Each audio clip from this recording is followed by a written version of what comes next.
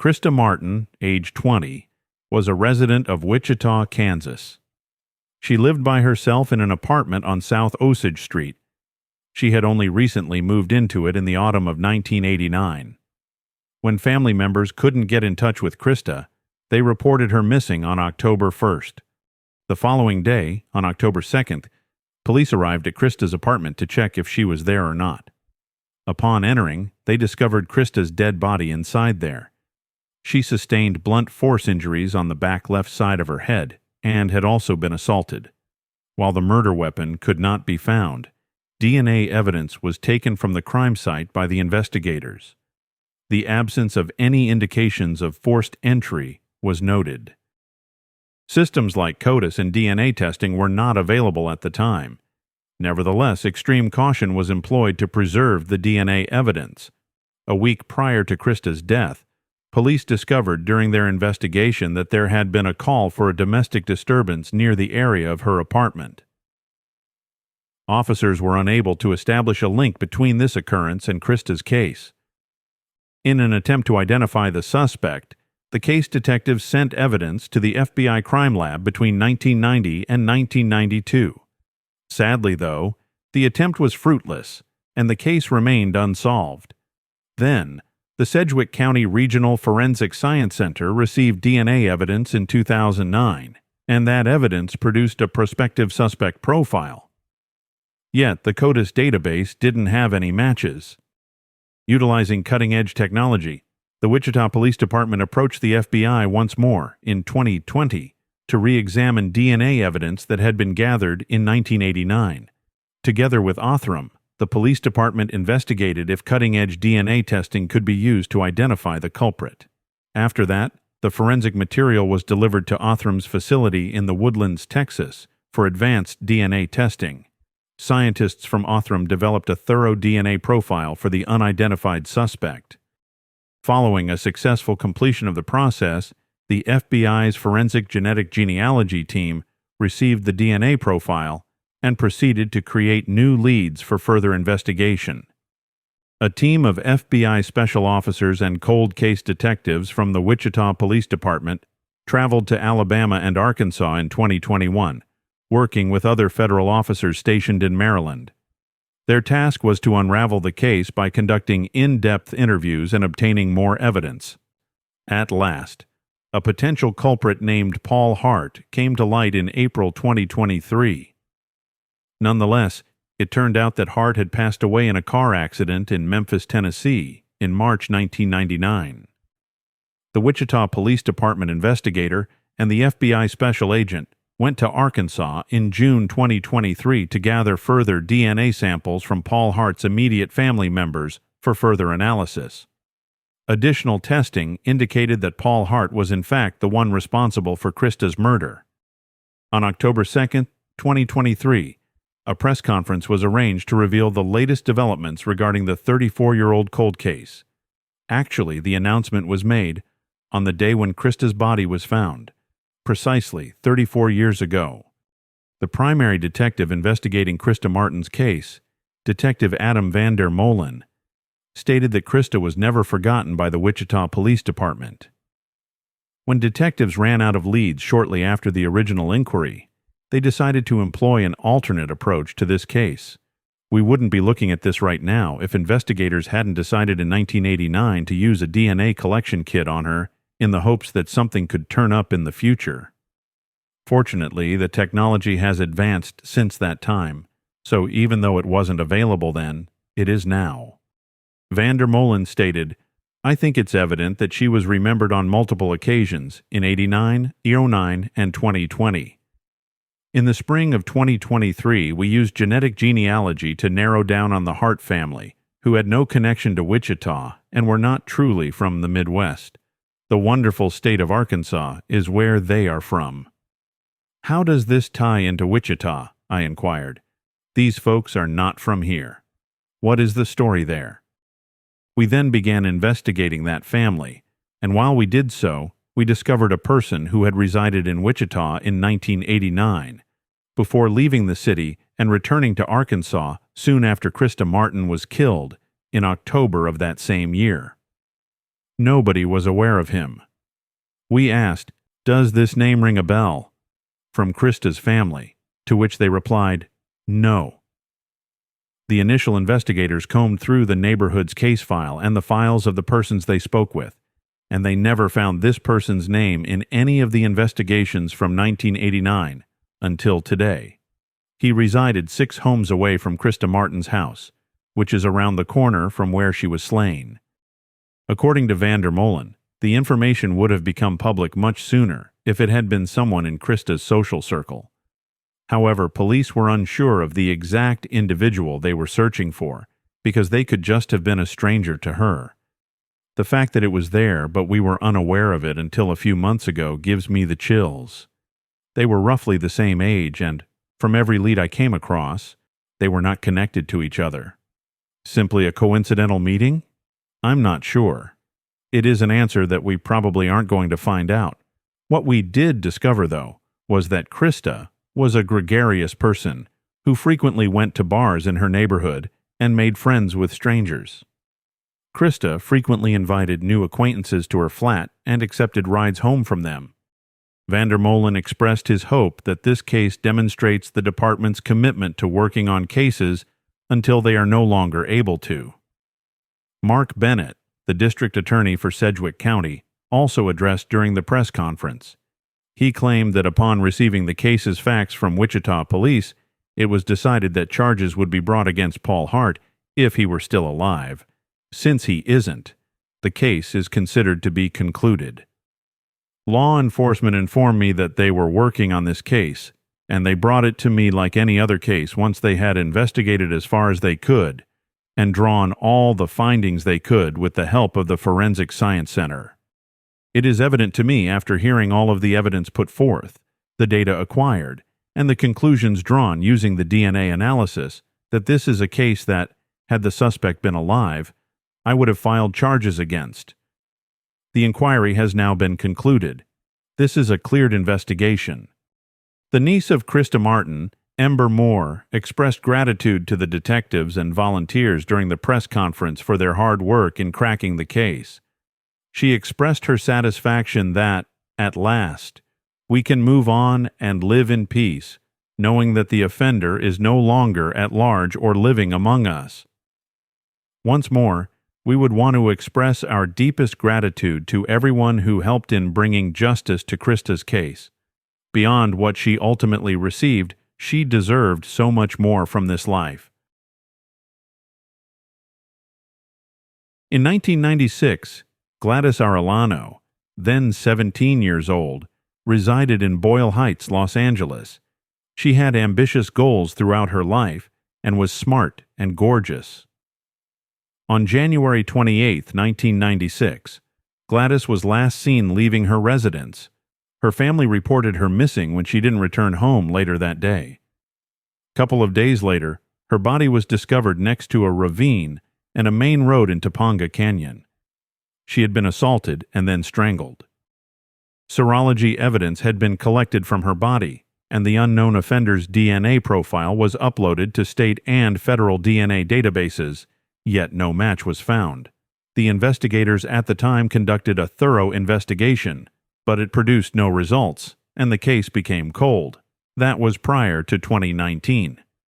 For domestic abuse, a guy named Jose Luis Garcia was taken into custody by Los Angeles police. Garcia had DNA samples taken and processed throughout the booking procedure. Subsequently, investigators discovered that his DNA matched the samples collected from Gladys's body. Detectives then visited Garcia and interrogated him about Gladys. He was only 19 years old when the crime was committed. He then provided them with a second DNA swab. Following that, Garcia's DNA profile matched the unidentifiable sample taken from Gladys's body in 1996, according to the Los Angeles Crime Lab. On September 29, 2019, Jose Luis Garcia, 43, was taken into custody in Dallas, Texas, by U.S. Marshals. He was extradited on October 14 through Los Angeles County, where he was imprisoned on a $1 million bond. This case is typical of the type of cases that the unsolved detectives are faced with on a daily basis. stated Detective Hugo Reinaga. "We are pleased that we have been able to successfully resolve this tragic case." Reinaga affirmed that the likelihood that Garcia was perhaps engaged in other crimes was being investigated by authorities. In an emotional speech, Samantha Moreno, Gladys's goddaughter and niece, discussed the necessity to honor her grandmother and all other women who suffered abuse.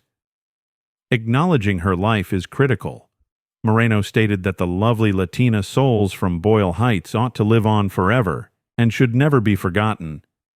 Violence against women is a topic that should never be forgotten. Samantha Moreno expresses gratitude to the detectives who never gave up on pursuing justice. Joe Purcell and Sean McCarthy, two retired detectives who worked part-time on the Sheriff's Department's Unsolved Case Unit, worked on Gladys Arellano's case. "We appreciate your perseverance in honoring our Gladys, a devoted daughter, sister, aunt, and godmother. Gladys was only 17 years old when her life was snatched from her. She possessed a beautiful soul. She was elegant, smart, gorgeous, and had a beautiful smile. She was quite ambitious regarding her life goals. She would have made my grandparents extremely proud." Moreno stated that she was eternally thankful Garcia's case was finally solved after nearly a quarter century. She remarked, "All we want is for him to pay for his heinous crime." Though we are aware that Gladys won't be coming back, we are comforted in the assurance that Gladys will receive justice. We celebrate this achievement in her honor and look forward to many more to come. On July 18, 2023, José Luis Garcia was found guilty of all the allegations brought against him. It was the day Gladys Arellano's family had been looking forward to for decades. Elizabeth Arellano, Gladys's sister, said, "It is never enough for having taken life of such a beautiful soul." Gladys Arellano's sister and closest friend testified in court that what Garcia did nearly devastated them and left them wandering for over 25 years. Vanessa Arellano, Gladys Arellano's younger sister, shared, "It was tough, but it felt really good to finally get it off your chest and actually like seeing him and, releasing it and having some kind of comfort." Gladys Arellano's close friend Janet Ramirez stated that while the plea agreement offers her some solace, it's not enough. Ramirez stated, "I've lived with the guilt of not knowing what I could have done different for 25 years, and now I can finally rest knowing the perpetrator will be behind bars, but 19 years will never be enough." On August 15, 2023, José Garcia was found guilty of killing Gladys and given a sentence of 18 years and 8 months in jail. Garcia, according to the district attorney's office, entered a plea of not guilty to charges of voluntary homicide, kidnapping, and domestic assault. He waived his credit for the over 1,000 days he has spent in detention since his arrest in 2020. Joe Purcell, a retired sheriff's detective, was in charge of the cold case investigation. It is a fact that justice can be served to people as well as to society. It is crucial that these instances not be left unsolved. He said, "We have to make people pay the debt they owe society." In 1987, Wendy Aughe, then 29 years old, resided in Bellingham, Washington. She was a student at the beauty school and a mother of 2 young kids. In the early morning hours of April 25, 1987, Wendy was last seen in Bellingham, exiting La Paloma restaurant. She was driving a 1972 Ford Torino, painted red with a black vinyl top. The restaurant's bartender, a vagrant by the name of Mike Johnson, was with Wendy. Unbeknownst to her, Darren D. O'Neill was his actual name. Since then, Wendy has remained unseen and unheard of. Until May 2, 1987, when her automobile was discovered abandoned in Eugene, Oregon. Inside of it were O'Neill's fingerprints. After Wendy's disappearance, authorities examined her apartment and discovered bedsheets soaked in blood, male DNA, along with indications of a struggle. For O'Neill, an all-points bulletin was issued. Just 2 days had passed since he started working at the La Paloma restaurant when he vanished after stealing alcohol and emptying the cash register.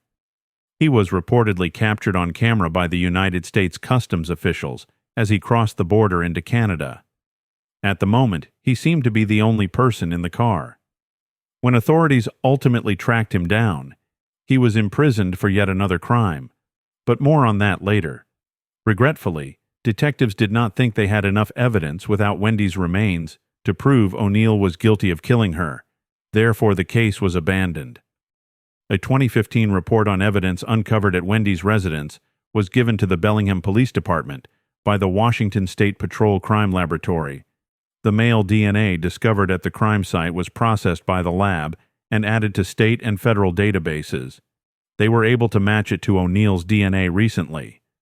Subsequently, it was declared on March 1, 2023, that 63-year-old Darren D. O'Neill had been accused of killing Wendy Aughe. He was extradited to Washington State from Oregon, where he was serving a life term for an unrelated offense. He is being detained right now on a $10 million bond. O'Neill declined to provide the location of Wendy's body to the authorities. O'Neill was born in Albuquerque, New Mexico, on February 26, 1960.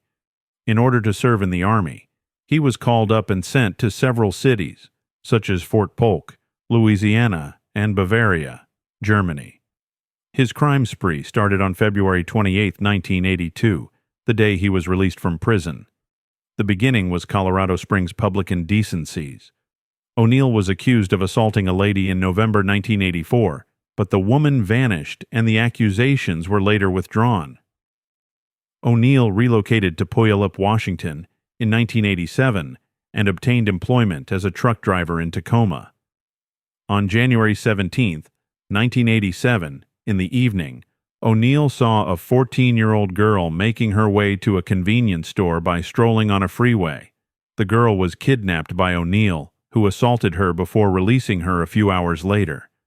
After that, he relocated to Edgewood, Washington, and worked as a laminator there while going by the name Herb Johnson. On March 27, 1987, O'Neill murdered a 22-year-old woman named Robin Smith. Her body was discovered in his car. That's when he took the life of Wendy Aughe on April 24, 1987. Then, using the alias John Mayo, he relocated to Tennessee, and finally Lakeland, Florida. When O'Neill was pulled over by police on September 22, 1988, for a traffic infraction, he tried to flee, which started a chase. O'Neill crashed his car into a curb and tried to flee on foot, but he was apprehended quickly. Through fingerprint analysis, O'Neill was conclusively identified as the individual accountable for Robin Smith's demise. O'Neill consented to a guilty plea in Robin's case in January 1989 in exchange for a shorter prison term. The maximum punishment permitted by his plea agreement, 27 years and 9 months in prison, was given to O'Neill. He received sentences in Oregon for all of his assaults and kidnappings. A total of 135 years in prison were imposed upon him. In the abduction and murder of Lisa Elizabeth Subert, age 22, O'Neill is the primary suspect. On June 9, 1987, Lisa left Boise and traveled to Twin Falls, Idaho to get to the airport where she was scheduled to meet her fiancé, Dwayne Abbott. Lisa was having vehicular problems on Interstate 84 close to Mountain Home. The last person who had heard from her was a friend she called from a truck stop. Her relatives filed a missing persons report after she failed to show up at the airport. Her body was found by drivers east of La Grande, Oregon, on June 13, 1987. It had been a strangulation. Hours after Lisa Subert vanished, numerous witnesses observed a man who fit O'Neill's description in Spokane, Washington, as well as at multiple adjacent spots along the freeway. A week later, in Burley, Idaho, O'Neill is also thought to have attempted to kidnap a woman. However, no additional information has been made public. In Wendy Aughe's case, Darren O'Neill is presently awaiting trial. In 2002, Sherald Taylor, then 23 years old, resided in Weldon, North Carolina. She got wed to her high school sweetheart, John Osby. Justice was the name of their 7-year-old daughter. On August 16, 2002, Justice realized that she had missed the school bus because Sherald had not woken her up in time. When Justice proceeded to her mother's bedroom, she saw that Sherald's body was lying there. According to an autopsy, she had been assaulted and strangled. The existence of forced entry evidence, or the possibility that forensic materials collected from the crime site identified the offender, were not disclosed to the public. Authorities conducted a thorough investigation, but they were unable to make any arrests, and the case was closed. For 17 years afterward, Justice and John grieved together until December 2019, when John Osby went missing and was discovered dead from gunshot wounds, wrapped in a blanket, close to Sycamore Street in Weldon. The person who shot him could not be traced by investigators. The family was left wondering for years whether they would ever find out what happened to John and Sherald Taylor. That changed in January 2023, when Detective Sergeant Samogi was brought on board by Sheriff Tyree Davis to serve as Halifax County's devoted cold case investigator. His task was going over all of the office's unresolved cold cases, searching for any that previous investigators could have overlooked, and utilizing modern technology to track down hints that were previously unreachable. Detective Samogi originally looked into John Osby's case before finding Sherald had been murdered years ago. He pinpointed the culprit behind Sherald's ordeal. Ultimately, 46-year-old Lewis Turner Jr. was detained and accused of killing Sherald Taylor on July 21, 2023. He was a resident of North Carolina's Northampton County. Currently unknown is whether or not he shot John Osby. Turner was a close acquaintance of Sherald and her family. At the time of her murder in 2002, it was revealed. Turner was 25 years old at the time of the offense. 2 other felonies, related to assaults that occurred when he was a teenager, are listed on his record. In both instances, he ended up on probation. Turner was detained at the Halifax County Jail with a $250,000 bond, following his arrest and voluntary manslaughter charges. The Halifax County Sheriff's Office Patrol Captain, Scott Hall, gave an explanation of the allegations associated with voluntary manslaughter. Based on the evidence in the case and the charges we filed, this was not a deliberately planned, malicious crime. Speaking off Sherald's case, Sheriff Tyree Davis said he was so happy to be able to apprehend a suspect that he sobbed tears of pleasure. I got the call informing me that we had cracked a case that had been unsolved for more than 20 years. Nobody was aware of this information, and we were prohibited to comment until we had informed the family. But I was struck with emotion at once, and the tears came easily. I sat up front with the other board members as a member of the state commission, and I attempted to keep everything together. I managed to do so only by rubbing away the tears, but as soon as I began to sniffle, I realized I had to get out of there. I can assure you people, these were tears of joy. They were tears of excitement. Excitement not only for Mrs. Taylor's family, but also for her friends, co-workers, schoolmates, and anyone that she has ever crossed paths with. He continued, I felt delighted for the community, because this is a ray of hope for all the families who also need closure. Following the arrest, Justice Osby, Sherald's daughter, said, Unbelievable. Unbelievable, because we never knew this day was coming. Justice conveyed her gratitude to all those who contributed to Turner's prosecution and expressed happiness at having some closure at last. She expressed her gratitude to all those who helped her bring closure to her family, stating that today is a good day.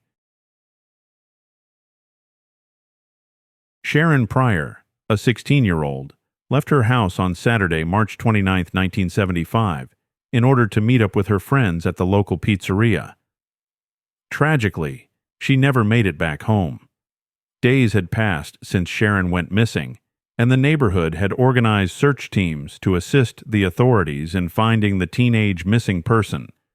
Days after her disappearance, her body was discovered in a field. Sharron Prior had been slain with brutality. Her life had been taken far too soon.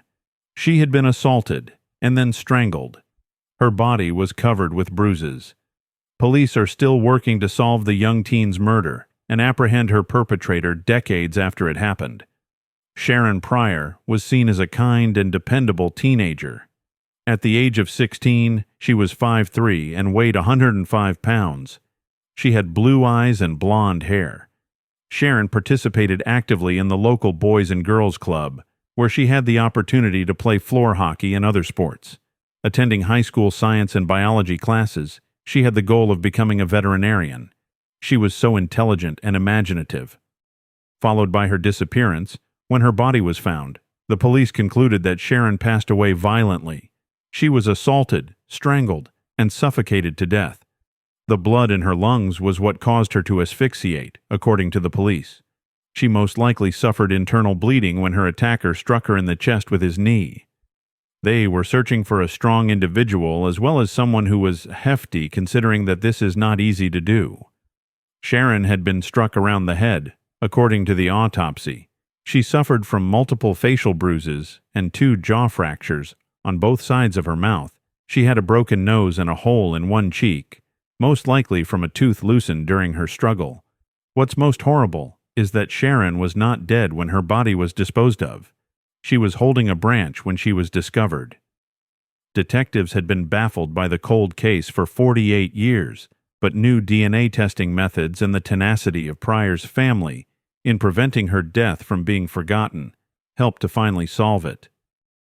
One of Sharron's younger sisters, Doreen Prior, stated during a press conference that while the case would never bring Sharron back, we can find some closure in the knowledge that her perpetrator is no longer alive and cannot harm anyone else.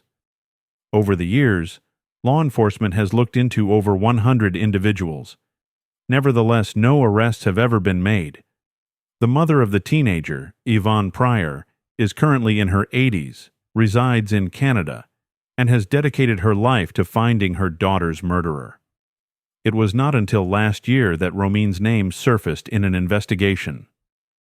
Upon reviewing criminal records, the Longueuil police discovered that Romin had a violent past and had made multiple attempts to elude justice by relocating between West Virginia and Canada. Romin tried to get out of the West Virginia prison twice, once in 1964 and again in 1967.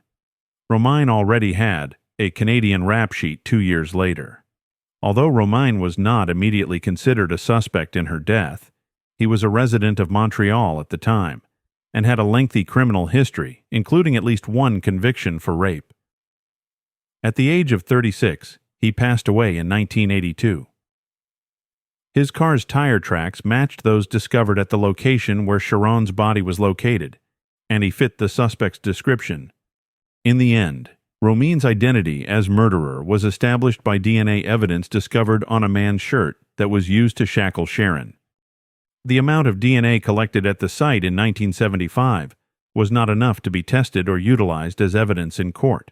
However, information was preserved throughout time in the hopes that, as technology advanced, it would one day be utilized to match a suspect. In 2019, the samples were submitted to a West Virginian laboratory, where they were subsequently linked with the use of genealogy website data to Romini's relatives. Following the identification of the West Virginia Romini family through DNA analysis at the crime scene, detectives met with the brothers of the deceased to obtain their samples. They discovered that it closely matched the genetic material found in the crime site. After that, in May of this year, authorities dug up Romin's remains and compared his DNA to that found at the crime site. The director of the Biology and DNA Division at the National Forensic Laboratory in Quebec, Sara Bourgoin, stated that it was a challenging endeavor to obtain a complete genetic profile from Romin's bones. However, it worked. By comparing it to the unidentified profile in Sharron Prior's case, we were able to build a genetic profile. We noted that they were identical, confirming that Franklin Romin was the person who had left his DNA at the site. The family's tenacious search for justice, according to Longueuil police, was a major contributing element in their success in apprehending the murderer.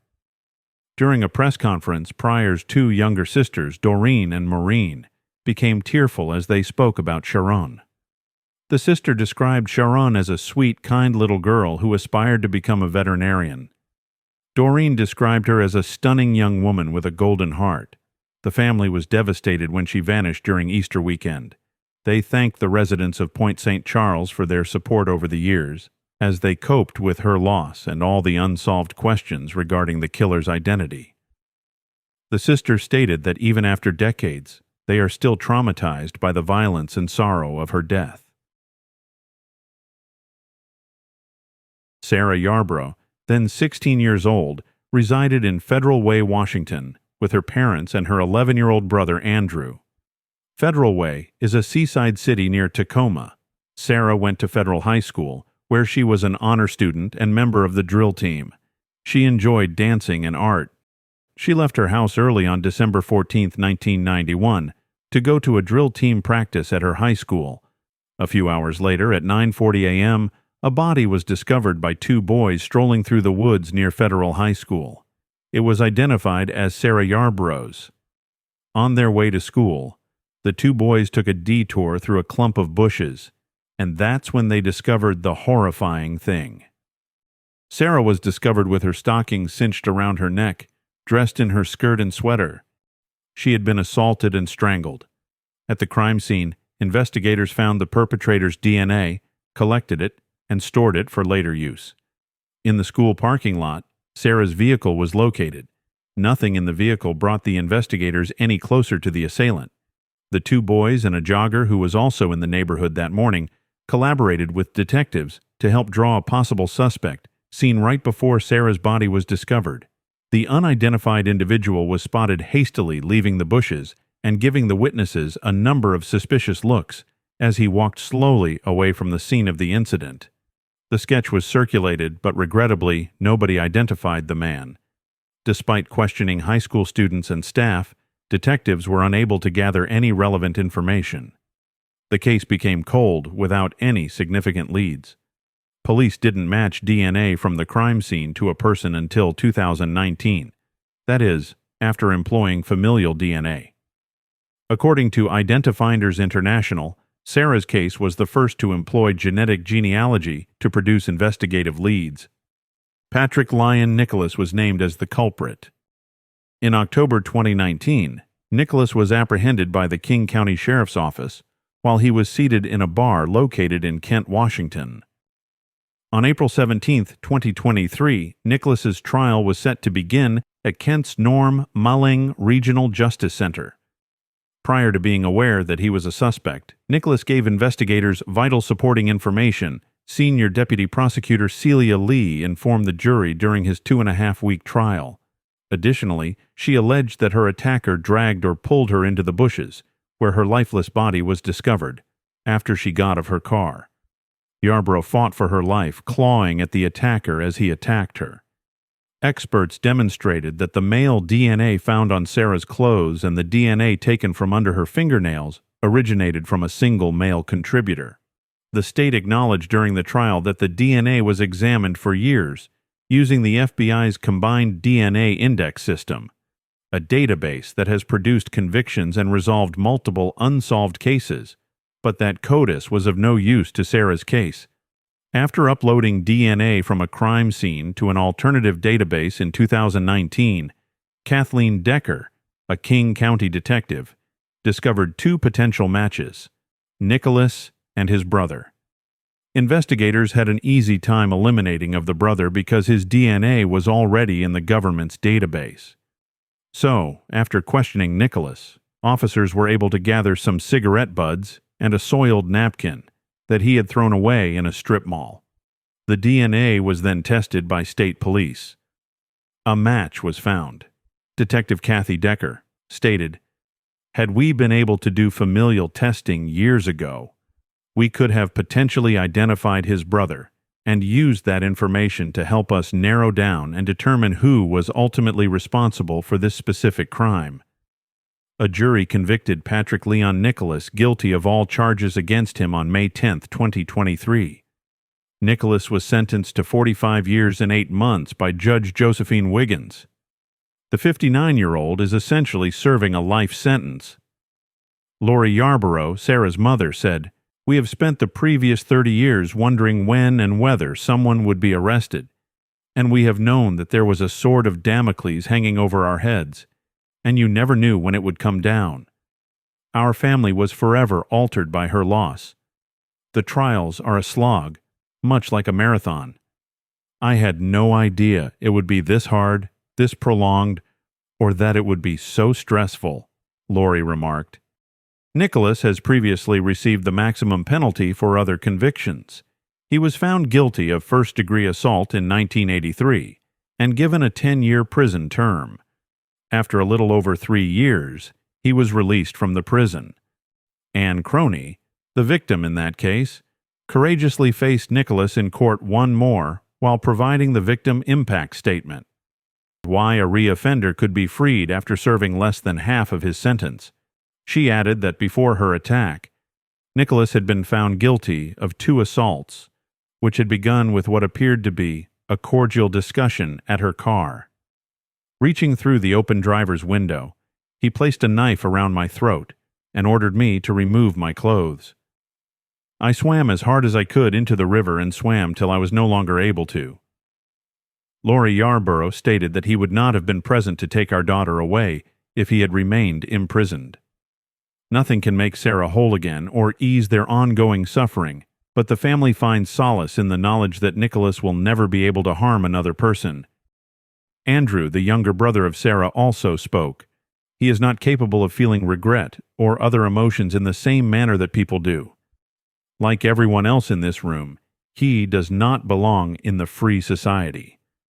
I remember the anguish in hearing my father's voice on the phone, informing me that Sara had passed away. When I was in my bedroom at night, I could hear my parents sobbing through the walls.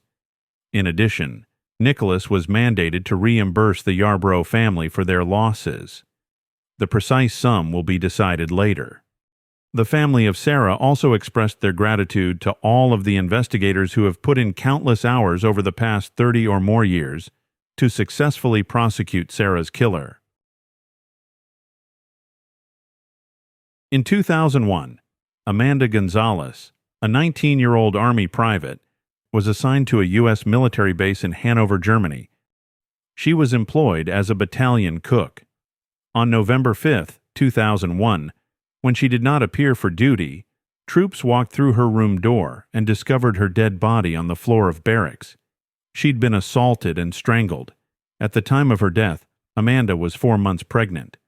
According to her family, Amanda had many friends while growing up in Madisonville, Texas. She was well known in high school for her compassion and for standing up for other students when they were being mistreated. She shocked her family in 2000 by unexpectedly showing up at their house with an Army recruiter announcing her enlistment. She intended to become a pediatric physical therapist and utilize her GI Bill to pay for education. When she enlisted in the military, her reputation for showing compassion earned her the moniker Firecracker. She would intervene rather than just leaving if she witnessed someone getting bullied. Sadly, despite an investigation into Amanda's case, no suspect was found. For 21 painful years, her family has been asking questions and receiving no answers, as no arrests have been made by detectives. It was exactly the same call, according to Gloria Bates, Amanda's mother. Once a week, I would receive a call. Upon answering, I would hear the same old narrative. Nothing new. It sounded like a tape recording. I assure her that I won't give up each time we go to her grave. I'm not going to give up. Gloria Bates and her spouse, Michael Bates, devoted years to contacting legislators and television programs such as America's Most Wanted and Dr. Phil. In 2023, the case finally made a breakthrough. The Justice Department identified 42-year-old Shannon L. Wilkerson, a former member of the armed forces, as the person accountable for Amanda Gonzales' death. The arrest of Wilkerson took place on February 23, 2023, in Florida. If found guilty, he may receive a maximum term of life in jail. He entered a plea of not guilty. According to officials, Wilkerson served as an active duty soldier until his release in 2001. The brief indictment against Wilkerson states that the suspect was released from the U.S. Army Reserve on June 12, 2007, and the U.S. Army on July 31, 2004. There's no statute of limitations for taking a life, according to former FBI agent Brad Garrett. In order to successfully prosecute someone in federal court for this particular offense and ensure that the defendant will go to trial, you need to have sufficient details and evidence to support your case. Not a second too soon, the arrest signaled the beginning of the next phase of the investigation, one that lasted longer than Amanda's life. Since Amanda was a fighter, her cousin Deanne Lucio stated, "She continues to instill that fighting spirit, which allowed all of us to keep going for her and to never give up." Gloria, Amanda's mother, stated, "We have to keep going on for them because they are unable to stand up for themselves. They do not have a voice. You are their voice." Michael Bates, Amanda's stepfather, expressed his hope that the tragedy his family experienced may help to better the circumstances faced by the female troops. Sadly, there is still no information available regarding the motive behind the crime. What specifically brought the investigators to Shannon L. Wilkerson was likewise not disclosed. In 2015, 35-year-old Crystal Rogers resided in Bardstown, Kentucky, with her boyfriend Brooks Houck, her 4 children from her previous marriage, and their 2-year-old son, Eli. Bardstown, a small city with a population of just under 14,000, is renowned as the bourbon capital of the world. Crystal was the first daughter of Tommy and Sherry Ballard. They were, by all accounts, very close. She worked 2 jobs to ensure that her 5 children were always sufficiently cared for. On July 4th weekend, Crystal and Eli drove to his family's farm with Brooks. The farm covers 245 acres and is situated roughly 9 miles south of downtown Bardstown. Crystal left 2 of her kids with a babysitter and dropped off the other 2 at her ex-husband's residence. When Brooks woke up early on July 4, 2015, Eli was at his side, but Crystal was nowhere to be seen. Her automobile was nowhere to be found, and she altogether had disappeared. Surprisingly, Brooks chose not to file a missing persons report. He kept celebrating the 4th of July at the farm with his family. He claimed that because she frequently went out with friends and stayed out late, sometimes not returning home until the next morning, he was not initially concerned about her absence. But Crystal's family was anxious right away, especially when they called her several times that day and she didn't pick up. They started to get worried. 2 days later, on July 5th, Crystal's mother, Sherry Ballard, filed a missing persons report. She later told the newspaper, "I informed Brooks that I was going to report her missing to the police department, and he said that is what you should do."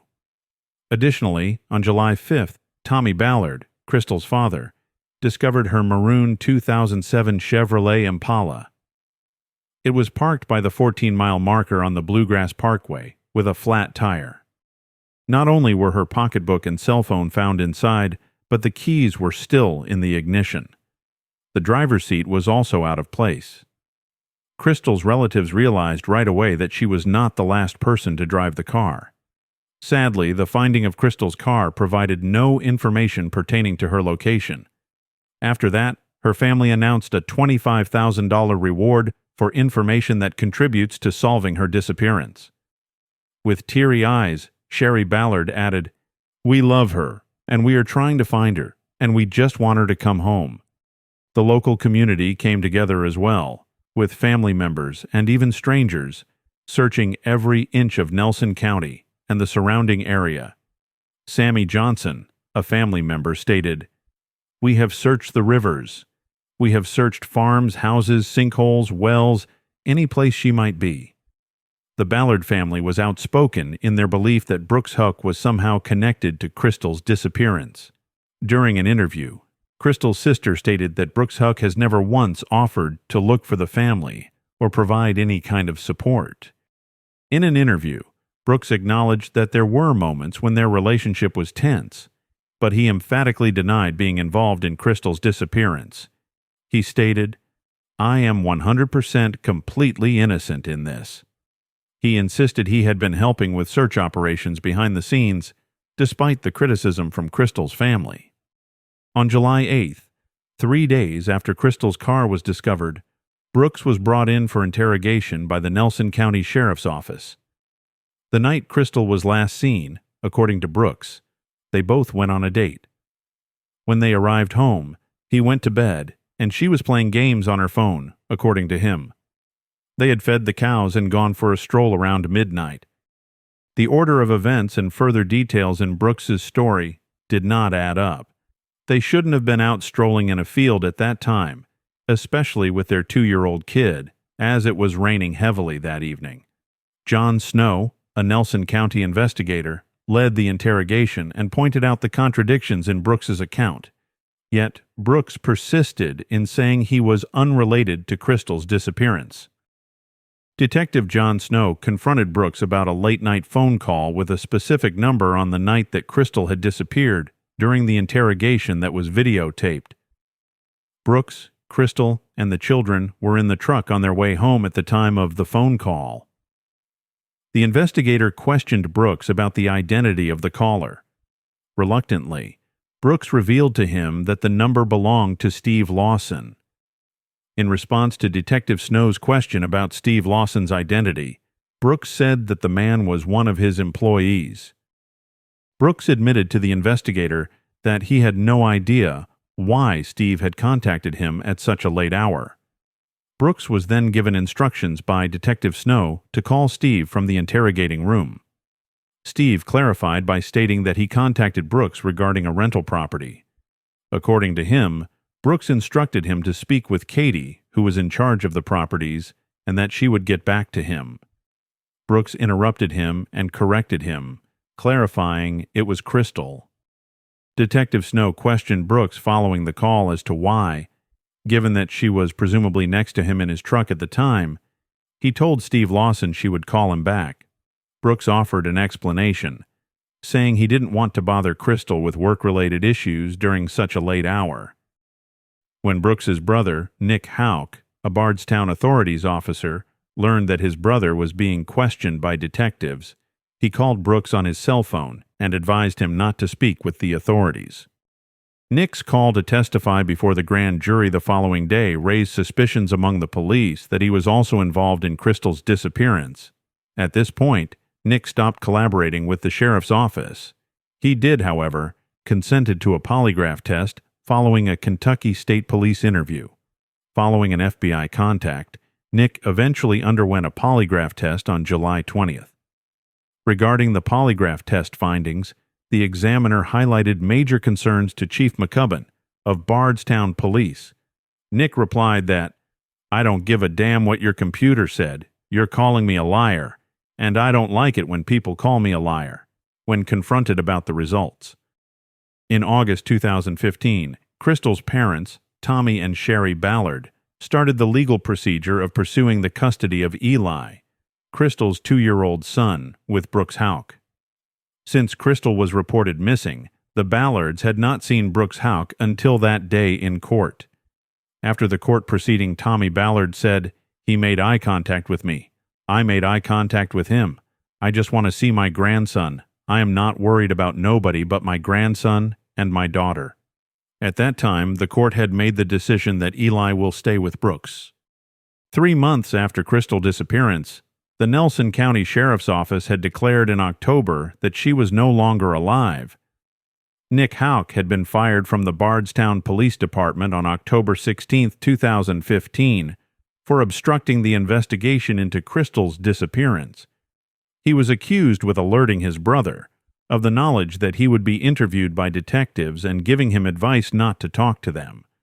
Nick subsequently told the state police in Kentucky that he had simply called his brother to warn him that he should defend himself because they might be trying to trip him up. In October 2015, the Kentucky State Police officially named Brooks Houck as a suspect in Crystal's disappearance. The investigating officer stated, "I have 8 pages of circumstances that led me to look in Brooks Houck's direction." Brooks said, "My whole family's name is trashed for something completely not even tied to me. followed by his denial towards any involvement in her disappearance. It is taking a lot of energy and effort. I cannot even go on the side of the road without looking like I am guilty. This is getting ridiculous now. I am innocent. I don't need legal representation. This to me is starting to feel absurd. Subsequently, footage from the brothers' separate police interrogations were made public by the authorities. Following allegations that he had lied under oath to a grand jury investigating Crystal's disappearance, a man named Danny Singleton was arrested on 38 counts of false swearing in December 2015, according to a local newspaper. Singleton had been a close associate and an employee of Brooks Huck for a long time. After serving 6 months in jail, Singleton entered a guilty plea and received parole. A private investigator discovered that a white Buick was parked at the Huck property the night Crystal vanished, which then turned into a crucial piece of evidence. A few weeks after Crystal went missing, the Huck brothers' grandmother, Anna Whitesides, sold the white Buick she previously owned. The 82-year-old was subpoenaed by the authorities to testify before a grand jury in June 2016. According to the subpoena, the car might have been cleaned, used for body disposal, and then sold in an effort to hide evidence. Invoking her Fifth Amendment rights, Anna Whitesides declined to appear before a grand jury out of concern that she would be found guilty of self-incrimination. According to Whitesides' attorney, there are numerous elements that may entangle an 82-year-old woman, especially in a high-profile case with such an intensive investigation. Attorney Jason Floyd asserted that Anna Whitesides' information to the police along with the car buyers should be sufficient. A judge issued an order mandating all upcoming Whitesides proceedings to remain confidential. Even though there had been several searches for Crystal throughout the year she remained missing, Huck's grandmother had never been prosecuted or convicted in relation to her abduction. Afterwards, a more thorough search of the Huck family farm was conducted in August 2016. At least 14 cadaver dogs were used by the police to search 300 acres. According to Detective John Snow, the Huck property is thought to have been the scene of the crime involving Crystal. Several pieces of farming equipment were taken as possible evidence when Huck's mother Rosemary Huck, brother Nick Huck, and grandmother Anna Whitesides' houses were searched. A search was conducted to look for DNA, a body, or other possibly significant evidence. I'm hopeful. I think we are moving in the right direction, declared John Snow afterwards. We may still have a long way to go, but I believe we're getting close. After being seen on camera damaging signs related to Crystal Rogers' case, Brooks Huck's new girlfriend Crystal Maupin was taken into custody in July 2017. Supportive posters for the family had been placed all throughout Bardstown ever since Crystal vanished. A court ordered Crystal Maupin to submit an apologetic letter to Sherry Ballard after she ripped several of those posters. As Sherry made a comment, she might have simply apologized for what she had done, but instead it seemed like she was trying to justify herself. Tommy Ballard, Crystal's father, conducted his own research along with searching for his daughter every day. On the morning of November 19, 2017, 16 months after Crystal's disappearance, her devoted father was getting ready to go hunting on the Ed Brent Lake family property. He was with his 12-year-old grandson, Crystal's eldest son. An unknown intruder approached Tommy Ballard and shot him in his chest. Unfortunately, he didn't make it. Tommy Ballard was 54 at the time. According to the Nelson County Coroner's Office, Crystal's father was shot once in the chest, with the bullet going through his chest then exiting out of his back. Crystal's mother, Sherry, believes he was targeted because he was close to cracking the case of their daughter. She revealed to a newspaper that her husband's search for answers regarding their daughter's disappearance was what led to his demise. She claimed that her husband was the biggest advocate of the search for Crystal and was constantly coming up with fresh locations to search for her. Sherry Ballard believes he was targeted, and he even claims to have been followed in the days leading up to his murder. Following the deadly shooting, The police conducted another search of Anna Whiteside's house, but they found nothing. 2 retired troopers were employed by Commissioner Rick Sanders to look into a few high-profile, unresolved cases in Bardstown, including the one involving Crystal and her father, Tommy Ballard. Since Brooks was the primary guardian, Crystal's mother continued to attempt to gain custody of her youngest grandson, Eli. Nelson Circuit Judge Stephen Hayden presented a strong argument in his final custody decision, stating that there is substantial evidence of animosity between the Ballard family and Brooks, and that there is a substantial risk of emotional harm to the child. Only a few weeks after Crystal vanished, Sherry Ballard and her late husband submitted a petition for grandparent visitation. Sherry stated to the local newspaper, "Even though I've done everything the courts have asked me to do, I still don't have visitation rights for my grandson, who is my daughter's son, and I refuse to acknowledge that he isn't. They seem to want me to erase him completely from my daughter's life, but I'm not going to do that anymore. I'm not going to do that." After multiple trial court custody hearings, a judge initially granted Sherry weekend visitation with her grandson. In November 2018, however, a 3-judge panel overturned that ruling, concurring that it is not in the boy's best interest to spend time with his grandmother because of the ongoing conflict between Brooks and Sherry. That decision was followed by multiple hearings. In November 2018, Nelson County elected Ramon Piñeroa as the next sheriff following the stepping down of Ed Mattingly. The primary investigative authority regarding Crystal's disappearance had been the sheriff's office. Ramon Piñeroa had made it clear that he was determined to resolve Crystal's case. He stated in an interview that the police department had a solid notion of what had occurred to Crystal, and that his goal is to gather sufficient information and proof to file an arrest. A thirst for justice had grown as the years passed. As Crystal's tale was told on TV shows and podcasts on true crime, her family never gave up looking for her or giving up on pursuing justice. The case of the mother of 5 has prompted a lot of news coverage, podcasts, and documentary films. There is even a crime series which revolves around Crystal Rogers' disappearance.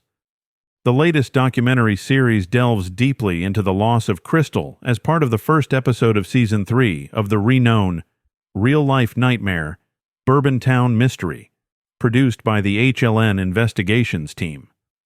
The Crystal Rogers case has also been the subject of numerous podcasts. Since Crystal vanished, her family has put up signs in the surrounding neighborhoods of Bardstown requesting for any information. Law enforcement, her loved ones, and the modest town of Bardstown were all plagued by the mystery surrounding the 35-year-old's disappearance for a considerable amount of time. John Snow, the lead detective in Crystal's investigation, retired in July 2019. When asked if Crystal's body will ever be recovered during one of his final interviews, he replied, "I think eventually she will be found. Indeed, she will be." The following month, Jody Gilliland, the chief deputy of the Nelson County Sheriff, was appointed as the new head detective. Crystal's family held a vigil in 2019 and expressed that they are always thinking about her. People say it gets better, but it doesn't, according to her mother. Every day is challenging. The prayer vigil was primarily organized in Crystal's memory, but according to her family, it was also done to preserve her legacy in the hopes of learning more about her whereabouts. Pink, her favorite color, was used everywhere. Pink t-shirts, pink ribbons, and even at the conclusion of the ceremony, there were pink balloons that were released by everyone. It made Sherry Ballard grateful seeing that, even after all these years, the community was still supporting her daughter. "Regardless of how long it takes, I am going to bring my daughter home," she said. Sherry Ballard stated that her family was close even prior to Crystal's disappearance. "The children have had a difficult time, but I don't want them to give up. We will never lose hope because God performs miracles." Regarding leads in the case, Sherry expressed her confidence in the law enforcement that they will find Crystal. On September 10, 2020, new testimony was heard, where an additional hearing was held in the custody dispute involving Crystal's youngest kid, according to court filings. In October 2020, Judge Hayden refused to grant Sherry Ballard interim visitation rights. The child was not questioned by the court. According to Hayden's ruling, the child and Brooks have a deep bond. The judge regarded Brooks as an affectionate father.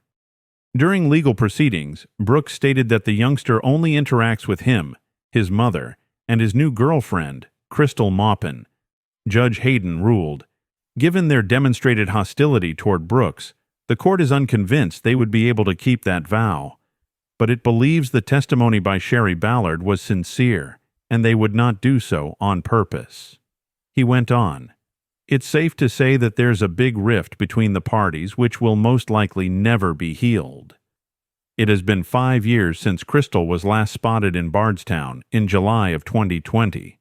Although her disappearance had attracted national attention, she was nowhere to be found, and there were no signs of her.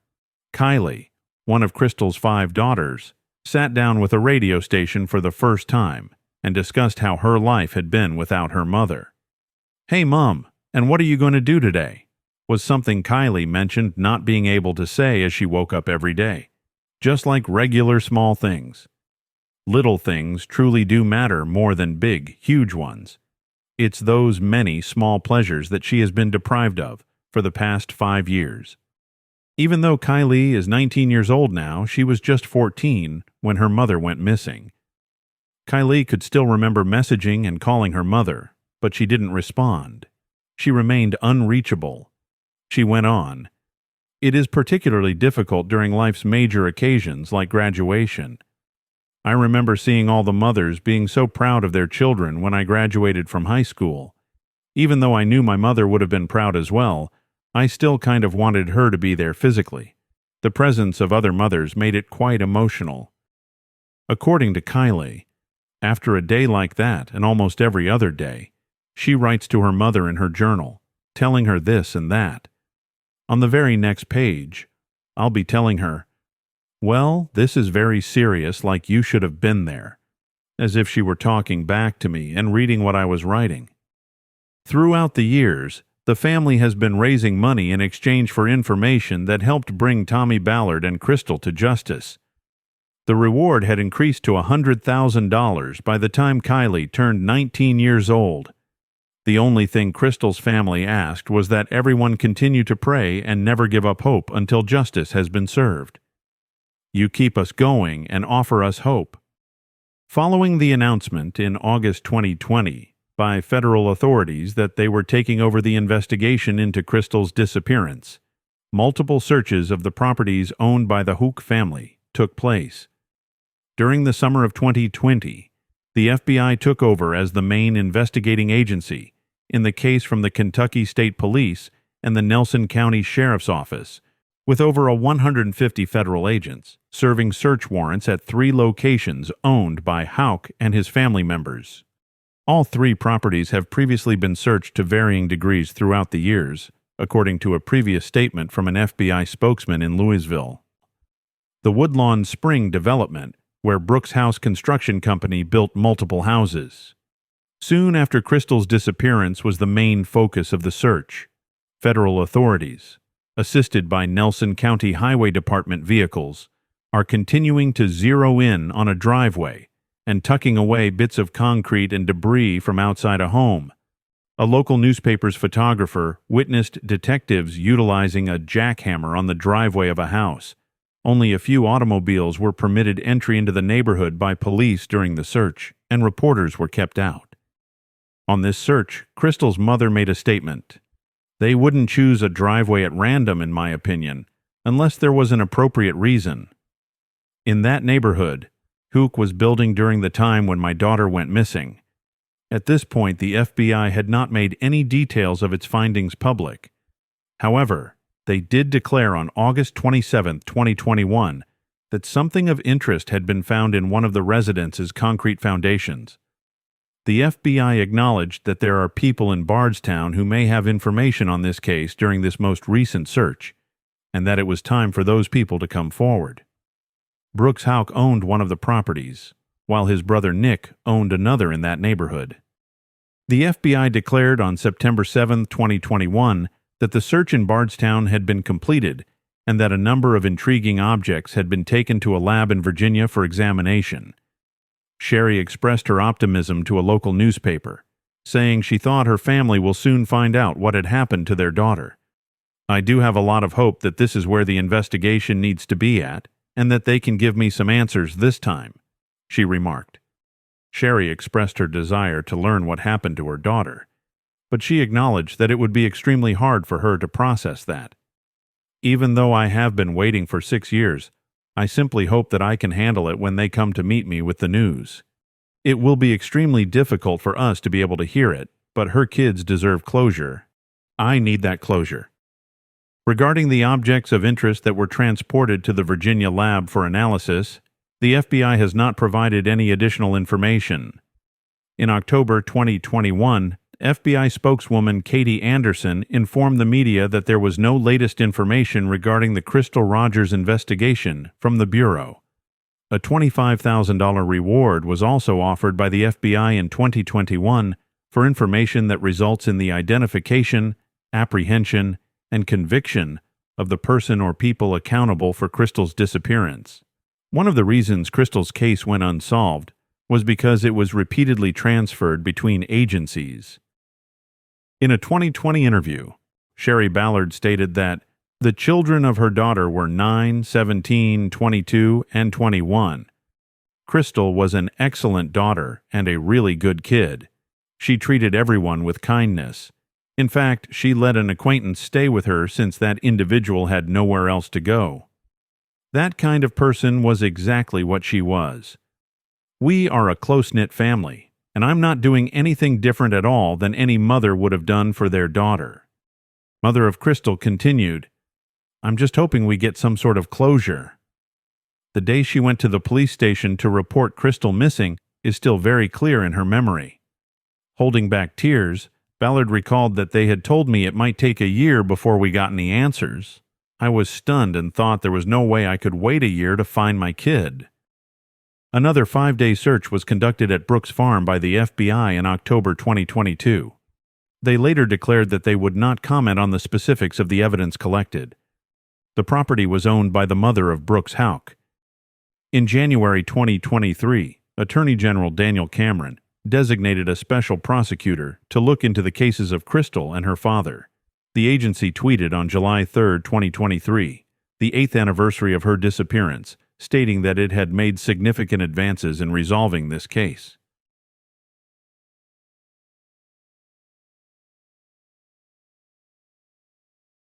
The inquiry abruptly changed on September 7, 2023, when it was revealed that a suspect had been charged in relation to the crime.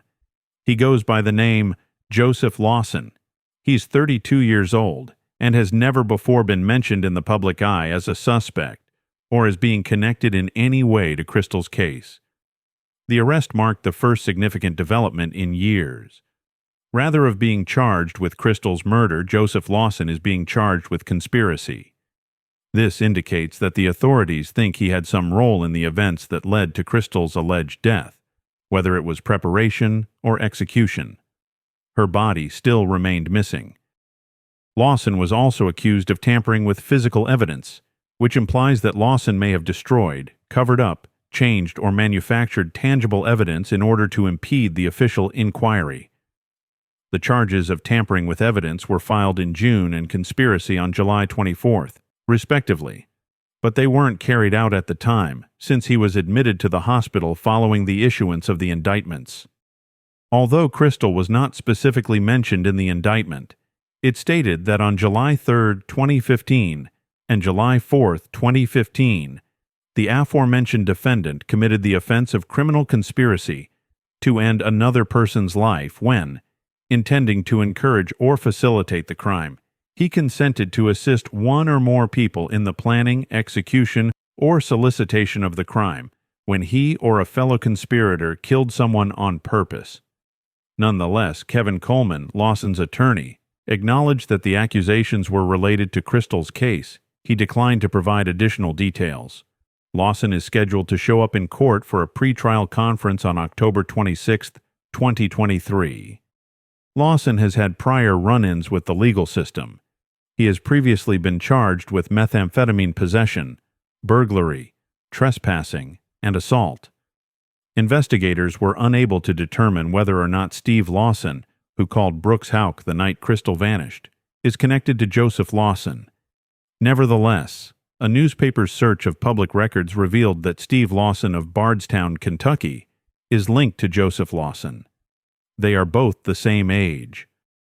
When a local journalist spoke with Till Ballard, Crystal's grandfather, he verified that the FBI had called family members to inform them of Lawson's arrest. "I think there was a connection between the two killings," stated Mr. Ballard Sr. He expressed his optimism that an arrest in Crystal's inquiry would lead to a breakthrough in his son's case. Tommy needed to be stopped, otherwise he would not give up on his search. I believe Lawson also has some information about Tommy. Lawson is being held, but his precise whereabouts are being kept secret in accordance with federal law. Ultimately, on September 27, 2023, Brooks Houck was taken into custody and accused of murdering Crystal Rogers.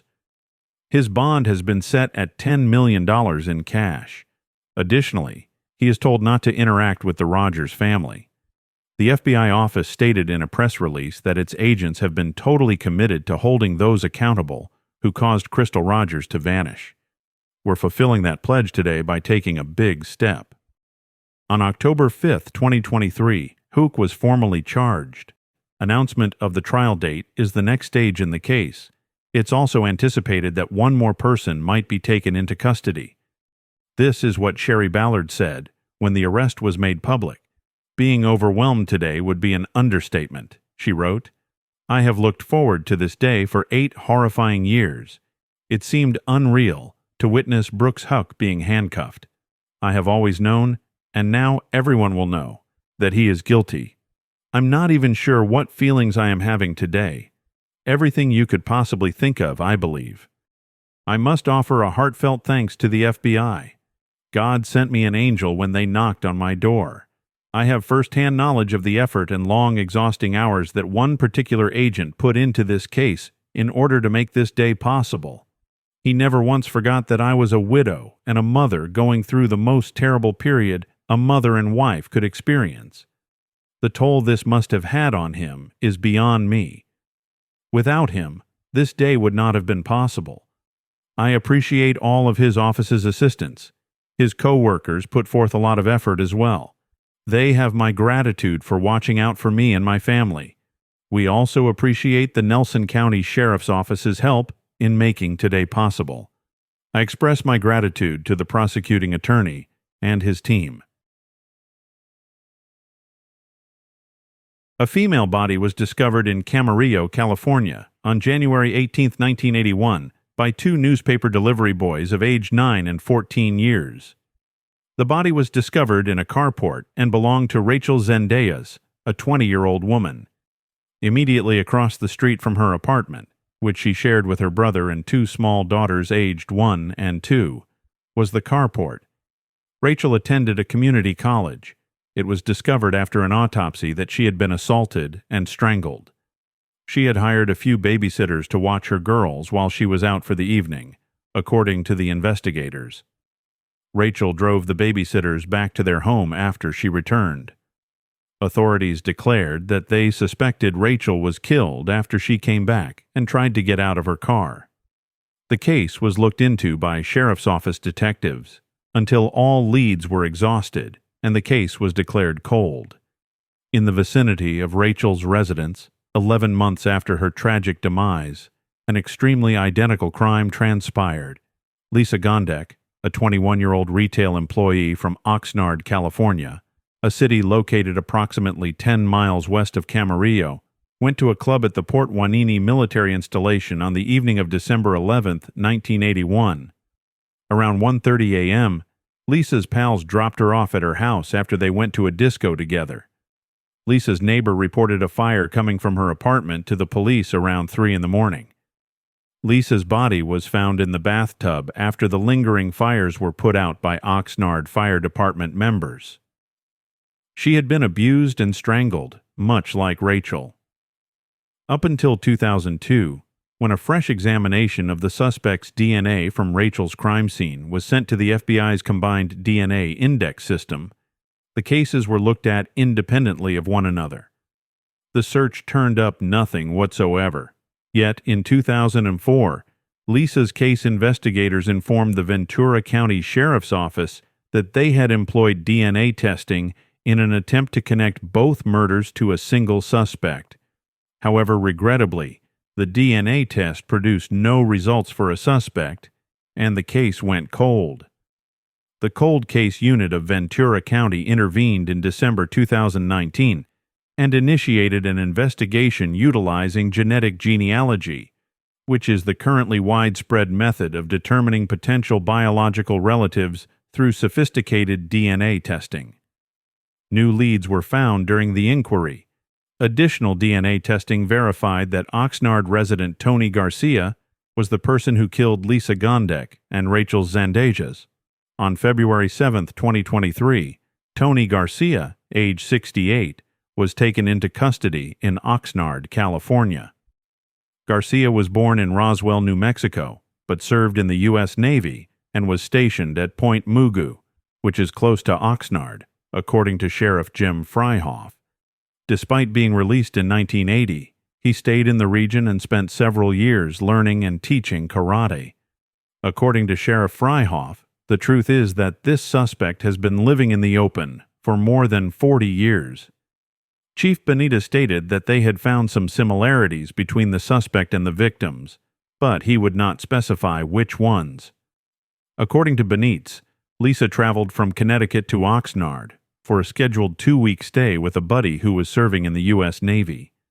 She ultimately made the decision to relocate to Oxnard a few months before she passed away. It's still unknown, though, if Lisa and Garcia were acquainted and whether Garcia was the acquaintance Lisa had come to see. After more than 40 years, according to Ventura County District Attorney Eric Nasarenko, justice is at last being served to the families of Lisa Gondek and Rachel Zendejas. There is no statute of limitations and charges can be brought at any time, as this case illustrates. We are grateful to the Ventura County Sheriff's Office, the Oxnard Police Department, and the District Attorney's Bureau of Investigation for their unwavering efforts in locating Rachel and Lisa's killer. Garcia may be connected to further crimes, so investigators are looking into the possibilities and asking for assistance from the public. Anyone with information is encouraged to contact the Ventura County Sheriff's Office, Major Crimes Bureau, at 1-805-383-8704 or their Cold Case Unit at coldcaseventura.org. For Sharon Henderson, finding and apprehending the person responsible for her daughter Nikki Allan's death has been a 3-decade crusade that has consumed her entire life. She remarked, "As long as there was breath left in my body, I wouldn't have stopped until the man who killed Nikki was found.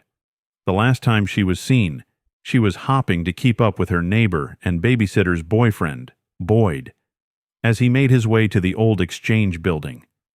She vanished on the evening of October 7th. Her body was discovered the next morning, bruised and covered in blood, in the basement of the adjacent ancient Exchange building. In my life, nothing was more important than ensuring she received justice. I have experienced hell in the last 30 years. I battled alcoholism and was placed under section in a mental health facility. But no matter how long it took, I knew I would eventually get him. I would see him imprisoned." David Boyd was the man who, for reasons that will never be completely understood, rolled up her t-shirt, stabbed her 37 times, and beat her head with a brick. Under an attempt to hide her, he carried her body down the stairs of cellar. After 3 days of interrogation, George Herron, a local, confessed to the crime under police observation. But because of the rigorous interrogation techniques, The court declared that confession to be inadmissible. In addition, Mr. Herron received a new identity, was freed from jail for the murder of Nikki, and moved away from Sunderland. Her life has been ripped away, according to Henderson. Because of this, I've become distant from the majority of my family. It has completely taken over my life. In Sunderland East End, close to the docks, Nikki's killer and her family both resided on the Garth's abandoned and now demolished blocks of 1930s Maisonnettes. Henderson started her hunt for Nikki's killer by attempting to locate any men who may have resided on the estate and about whom she had suspicions. She tried to cross out each intern on a map of the block to aid in her memory. Finally, there was just one person remaining. David Boyd, she said. Nobody was aware of his genuine identity at the time because he was going by both Smith and Bell as surnames. Henderson stated that although Boyd was a friend of her sister's partner when he was in his mid-20s, she had never been able to find out anything about his past. Back then, he was a young man, but a loner. I only recall seeing him while he was standing outside on the balcony, facing the apartments on his floor. I don't remember chatting with him. He would frequently hang around and was even present when the cops searched for Nikki. Nevertheless, he left the Garth after Nikki passed away. She set out on a quest to find him. I made it my mission to get to know his girlfriend and her daughter. In fact, I moved to Ryhope, a former pit hamlet outside of Sunderland, so that I could be close to them. I wanted to be near them, to learn what they knew about him and his whereabouts. I simply knew that he was involved in some way. Boyd was questioned by police as a witness, although at that time he was not considered a suspect. When a fresh group of investigators took up the case again in 2017, they discovered a DNA profile that matched his on Nikki's clothing. She claimed to have been plagued by unceasing nightmares.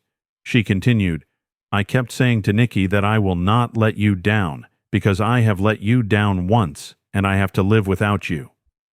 The court stated that the residents of Hendon, in Sunderland's East End, were startled and confused by Nikki's murder.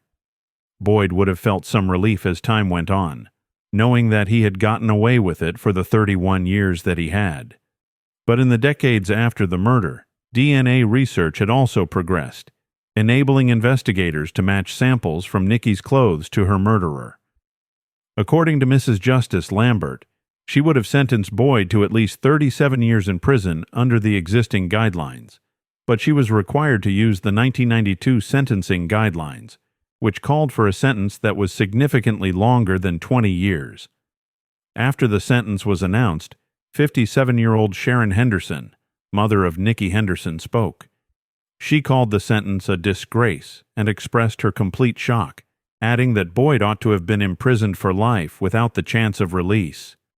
David Allan, Nikki's father, stated that he was 28 years old when Nikki was killed, and that night altered his life forever.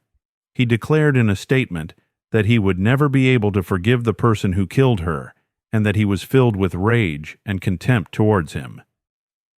Mr. Allan claimed that the loss he experienced was unimaginable, as Nikki was deprived of the opportunity to enjoy her life, while Boyd had 30 years to live. The court was informed that Boyd lived in the Garth apartments, next door to Nikki.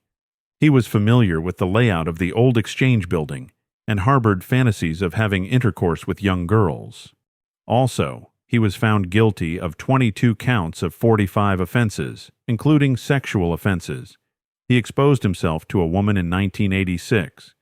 He eventually admitted to a psychiatrist that he had been acting on the impulse since he was 16 years old. He was found guilty of disturbing the peace in Sacriston County, Durham, in the same year that he approached a 10-year-old girl in a park and attempted to kiss her. He told police in 1997 that he had exposed himself to 3 underage girls, but he was not prosecuted. 2 years later, he confessed to a probation officer that he had obscene ideas and fantasies about young girls after groping a 9-year-old girl at a Stockton park. According to defense attorney Jason Pitter's mitigation, Boyd had a history of mental illness, learning disabilities, and an IQ in the lowest 2% of people.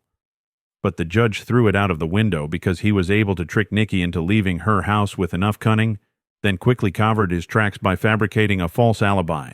She stated that the parole board would make the final decision and that there was no guarantee whether Boyd would be released from prison or not.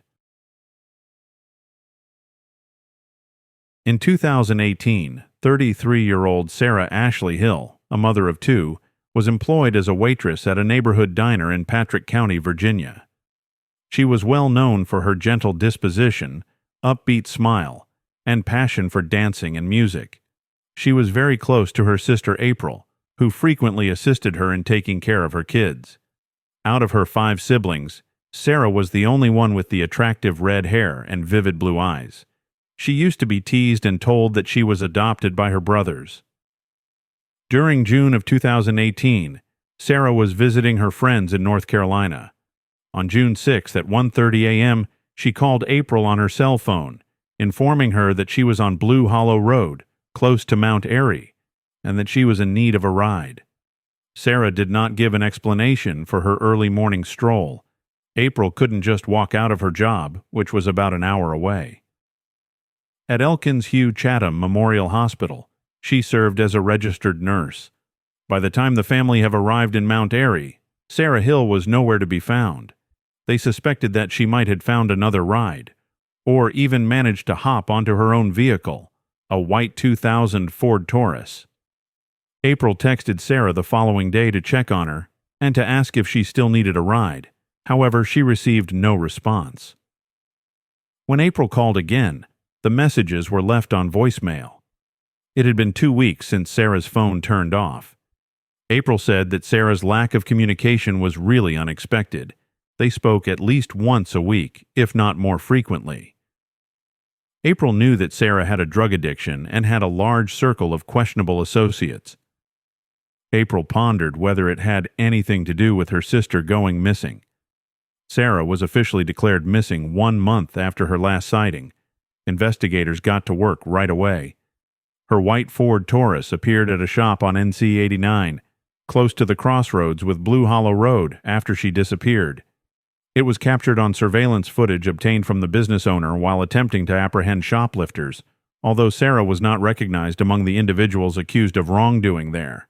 Sarah's phone, keys, pocketbook, and other personal belongings were discovered by the police when they searched the vehicle. Nevertheless, no DNA, fingerprints, or other identifying marks that may have connected someone to her disappearance were discovered. The authorities investigated every potential explanation for Sarah's disappearance. They looked into any feuds or conflicts she might have had with anyone who could have hurt her. They looked into any indebtedness or financial issues that might have been the reason behind her fleeing, in order to determine whether her past drug use or mental illness had influenced her behavior or judgment. Investigators also looked into her medical history. They looked into any intimate relationship or household conflict she may have had that could have resulted in jealousy or violence. They did not, however, discover any proof to back up any of these claims. In January 2019, as part of the investigation, the Surry County Sheriff's Office examined multiple sites across the county, including 3 distinct properties located on King Park Circle in Mount Airy, North Carolina. After tracking Sarah's last known position, detectives hypothesized that she was hanging out with a guy in Stokes County, which is close by. This person of interest displayed unusual behavior, including barring entry to her residence. It was found that the individual has faced assault charges in the past.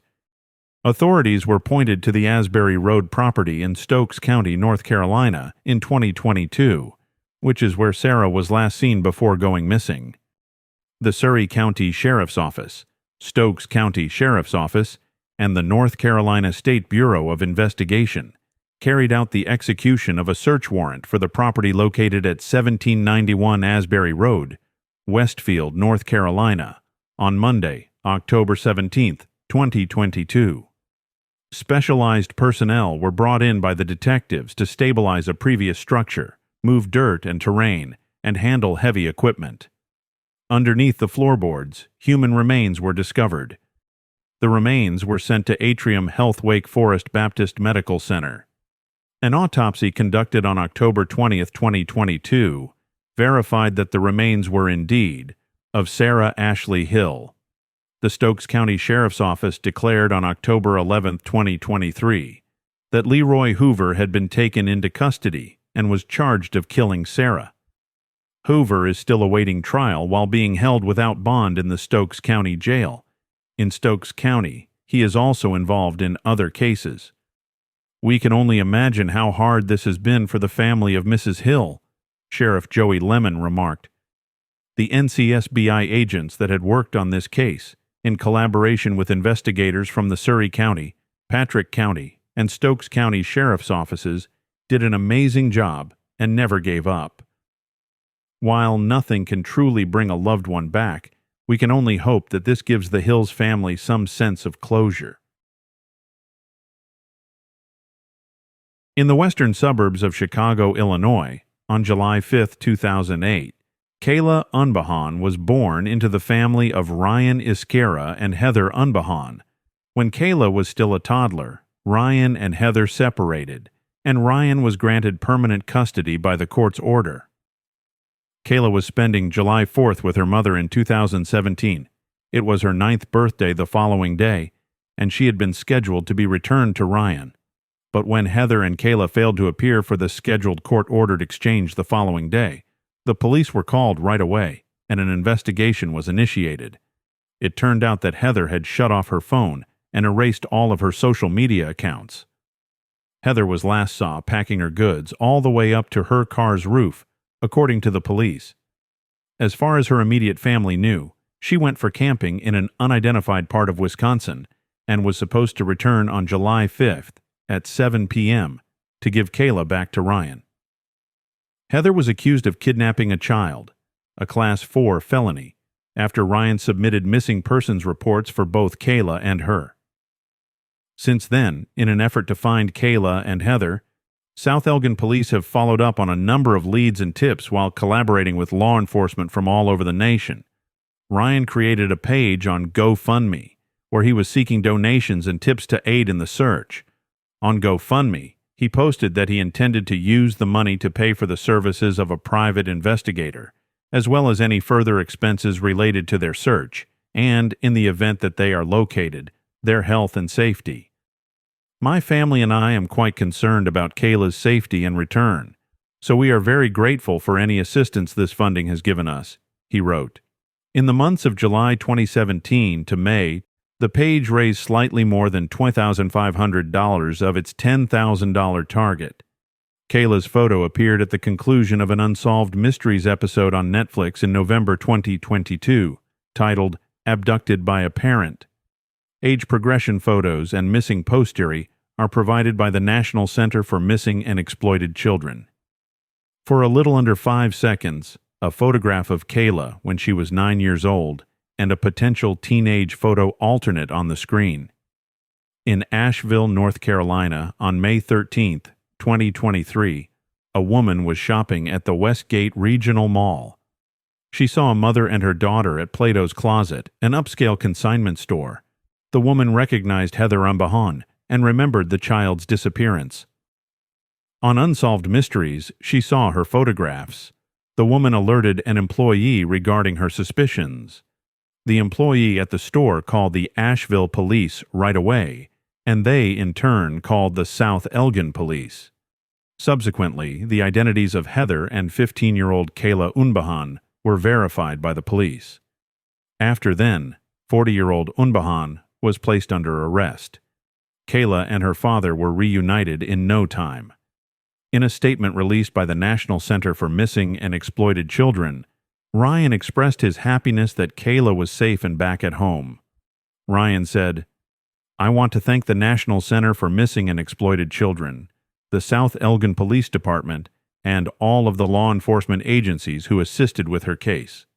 Additionally, I would want to express my gratitude to every single follower on the Bring Kayla Home Facebook page who has contributed to raising awareness and keeping her story alive. As we navigate this new beginning and learn to know each other again, we have asked for privacy." Chief of Police Jerry Crouchick of South Elgin also expressed gratitude to the nation's residents and other law enforcement organizations for their tireless efforts in assisting in Kayla's return home. He stated in a release, "We are thrilled to inform that the child is in good condition and in good spirits since being reunited with her father." Unbehaun was charged with the felony of extradition after her detention in Buncombe County, a charge she chose not to waive. She was freed from detention after posting a $25,000 bond, and the next day she turned herself in Kane County, Illinois, to face charges of kidnapping. On May 18, 2023, the 40-year-old stood before Judge Julia Yetter and was given a bond and an electronic monitoring device.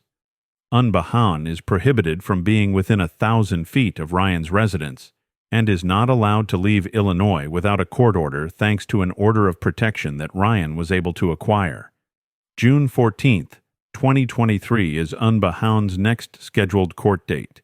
In Illinois, a Class 4 felony can result in a sentence of 1 to 3 years, most of which are probationary. Human remains were discovered in the trunk of a car in the 2700 block of Powhatan Street, close to Seminary Street in Alton, Illinois, in August 2014. The remains were later identified as those of 52-year-old Jose Randolfo Pagoda, a national of Honduras. Because of the body's degree of decomposition, the identification mostly relied on genetic technology. Concurrently, a Mexican national who was unlawfully residing in the country was named as a potential suspect. His name was Odilon Villagran Gudino. He was taken into custody in Mexico in April of 2021. The 56-year-old was extradited to the U.S. on May 16, 2023, and is presently being held at the Madison County Jail. Sadly, not much additional information is available regarding this case. An unidentified man's remains were found in a wooden crate in the Chicago Greater Area Sanitary and Shipping Canal in July 1980. Heavy machinery was used to remove the body and other debris from the crate that stops objects from flowing into the power plant. During the removal and disposal process, one of the power plant workers accidentally cracked open the crate. It was an employee that discovered the body while searching for driftwood a few days later. Advanced decomposition made it challenging to identify. Among the items retrieved with the deceased were various automobile keys. The autopsy of the unidentified guy showed that he had been shot in the abdomen several times with a handgun, and once with a shotgun, leading investigators to conclude that someone was responsible for killing him. Investigators believed that the individual had died a few days prior to his body being found. The unidentified white male subject's age was estimated by investigators to be between 25 and 35 years old at the time of his death. They calculated his height and weight to be 5 feet 11 inches and 175 pounds, respectively. He had light brown to blonde hair, around 2 inches in length, according to investigators. When his body was found, he was dressed in wool socks, a green pullover t-shirt with a pocket, dark blue work pants with a laundry mark, Gym 5, and one dark-colored herringbone house slipper. Fingerprints from the body were partially recovered. They were sent to federal and state databases for comparison, but failed to match anyone. Although some dental evidence was gathered, it did not correspond with any known missing people. Law enforcement has been actively pursuing leads regarding the identity of the unidentified man for more than 40 years. When his case was added to the National Missing and Unidentified Persons database in November 2009, STR testing was done, but no match was found. The man's identity has remained a mystery despite intensive efforts by law enforcement. Eventually, investigators ran out of leads and the case went cold. As part of a long-standing partnership with Othram, the Will County Coroner's Office made the decision in 2022 to use forensic genetic genealogy to see if they could identify the man or a close relative. The testing for this case was largely financed by the Will County Coroner's Office, with the remaining funds being crowdfunded through the DNA Solves platform. Othram received the skeletal evidence and created an appropriate DNA extract. Othram's in-house genetic genealogy research team used the comprehensive DNA profile that was created by Othram scientists using forensic-grade genome sequencing to provide investigation leads. After the leads were given back to the police, a follow-up investigation and family member DNA testing verified that the 1980 victim was Webster Fisher, who was born on September 25, 1950. The Will County Coroner's Office announced on March 2023 that the remains belonged to 29-year-old Webster from Chicago. According to Sergeant Mike Ernest, Will County was the scene of numerous mob-related crimes during that time. Will we investigate that possibility then? Yes, I can say that with certainty. I'm not sure. Investigators have learned from Webster's wife that her husband left the house in mid-July 1980 to buy cigarettes at a gas station a block away, but he never came back. Webster was eventually reported missing to the Chicago Police Department, according to relatives. "This gentleman is somebody's father, somebody's uncle, somebody's brother," said Joe Piper, a deputy coroner and cold case investigator with the Will County Coroner's Office. It's nice to be able to give the family some kind of closure because they are looking and wondering whatever happened to their loved one. It is recommended that anyone with information that could help with this investigation call the Will County Coroner's Office at 815-727-8455. A 16-year-old girl's body was discovered brutally murdered in a roadside ditch on Chambers Road in Walton, Kentucky in June 1976. The Kentucky State Police was dispatched right away. A team of investigators from the Walton State Police Department arrived on the scene at approximately 7:15 a.m. Though there were several wounds and bruises on the victim's body, the head wound was the most severe. Deep strangling marks surrounding the neck were also found by the investigators. As they investigated the crime scene, they found flattened grass and shattered twigs. The body had obviously been dragged here. Also, the crime scene did not have any bloodstains. The investigators concluded that the crime took place at some other location. This was simply a dumping ground. The body was left in the open, as if the perpetrator wanted it discovered, with no attempt made to conceal it. Despite searching the area, investigators were unable to locate any clues, fingerprints, or the weapon used to commit the crime. The investigators had no leads to pursue because there were no witnesses or hard copies of any evidence. After the crime scene investigation produced no results, detectives looked into the victim's body for information.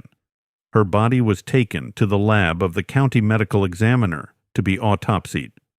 She had been the victim of a brutal assault, according to the postmortem results. A tire iron was used as a weapon with considerable force. The victim's face, severely bruised and swollen, was almost unrecognizable. There was a noticeable severe laceration on her skull. There were obvious indicators of severe physical trauma and genital abuse. The cause of the death was identified as manual strangulation, asphyxia, and blunt force injuries to the head. Just when there was no more hope, the forensic team achieved a breakthrough. After examining the victim's clothing, they found foreign DNA. However, when they ran the DNA sample through the central database, no match was detected. The case file became cold and began to gather dust as there were no new leads. The girl, who was only 16 years old, met such a cruel end to her life. She was identified as Carol Sue Klaber. Born and bred in Boone County, Kentucky, Carol Sue Klaber entered the world in 1960. As a senior, she went to Dixie Heights High School. Carol Sue was well known for her love of music, in addition to being an excellent student. She played the piano and violin. She was quite active in the school band, which developed into a big aspect of her life. Carol was not merely a musician and a student. She was a devoted sister as well. Her brothers, Charles and Thomas Klaber, were quite close to her. Carol Sue's father died of heart failure when she was just 10 years old. In a little town, Carol Sue led a fairly normal life. However, Carol Sue's regular trips to Devu Park in western Covington, Kentucky, were what really set her apart. Devu Park served as her haven, her go-to spot for relaxation, and her social center during a time when face-to-face encounters were the only means of communication. She loved riding her bike and having heart-to-heart talks with friends here. Carol was well liked by her acquaintances that she met at Devu Park because of her gregarious and charming personality. On June 4th, she rode her bike to the park at about 5:30 p.m. The plan was to go to Z's Hyde Park restaurant for dinner with friends. At the park, however, witnesses saw her conversing with a stranger rather than hanging out with her pals. He stood at around 5 feet 10 inches tall, with a thin body and shoulder-length sandy blonde hair. He either drove a Chevy Monte Carlo or a phenomenal Pontiac Grand Prix.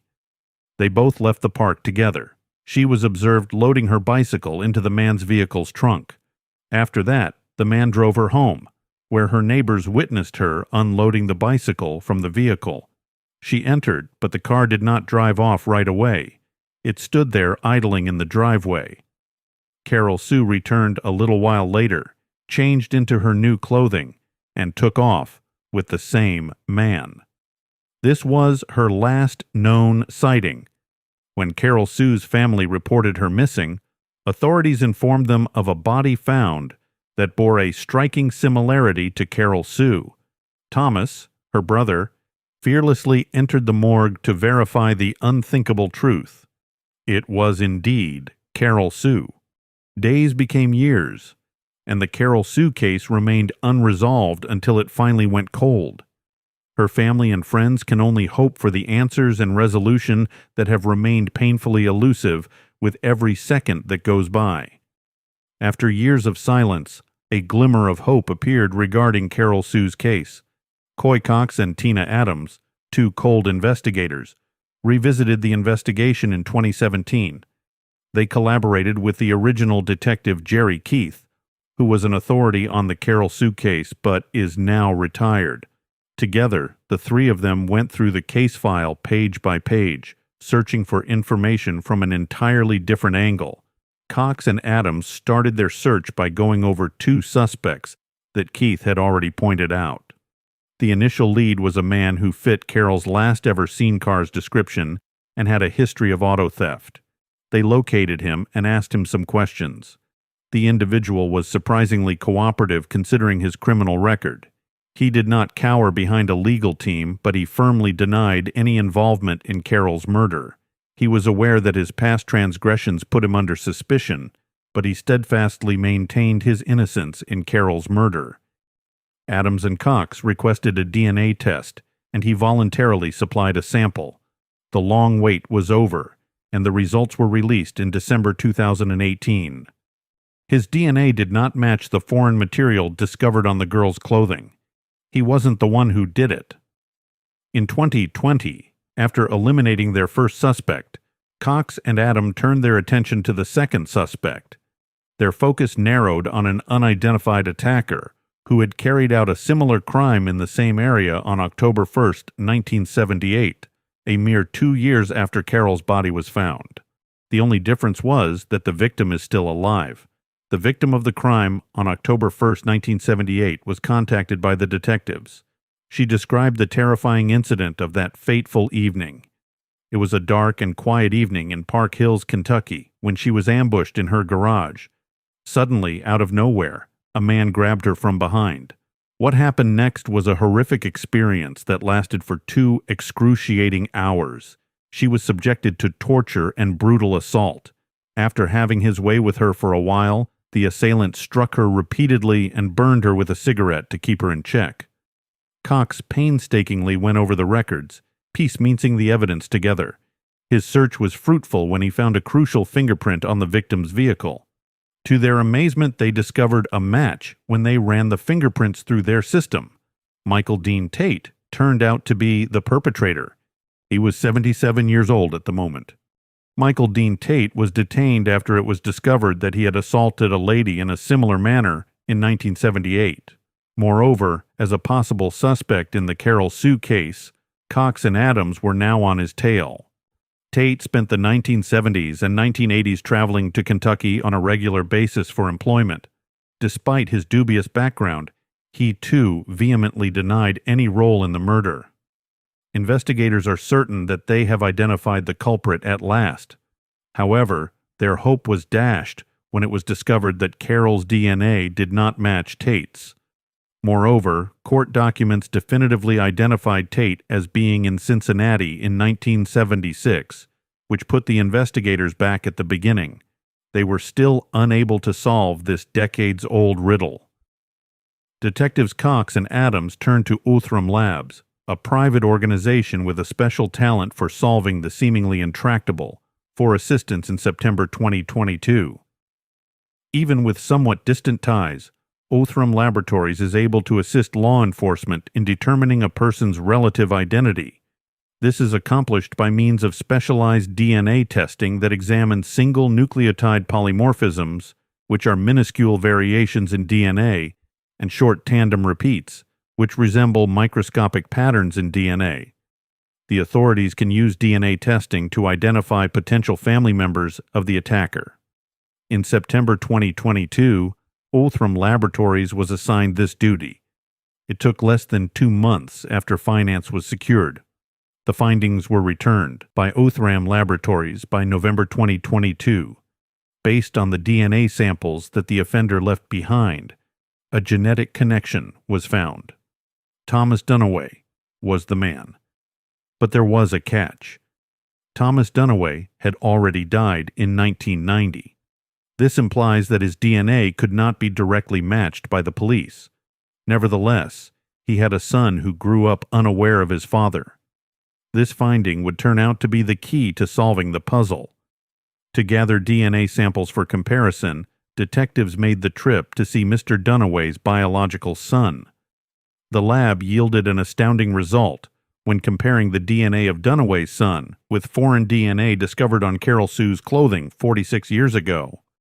Carol Sue Klaber and her family would eventually receive justice in December 2022, nearly 46 years after the atrocity. There was no doubt in their minds that the individual they were searching for was Thomas W. Dunaway, thanks to the DNA results. When Thomas W. Dunaway took Carol Sue's life, he was just 19 years old. He was able to avoid prosecution for several years, but the cops' unceasing pursuit of him finally caught up with him. Detectives could look into his former life and the crimes he committed now that they had a name. Further evidence indicating his proximity to Devu Park was discovered.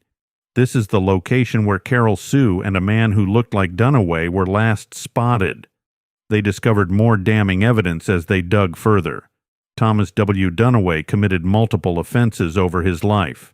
At one point, he proceeded on a 6-month criminal rampage, during which he abandoned the cars he drove. Even after Carol Sue Klaber died, he continued to commit crimes.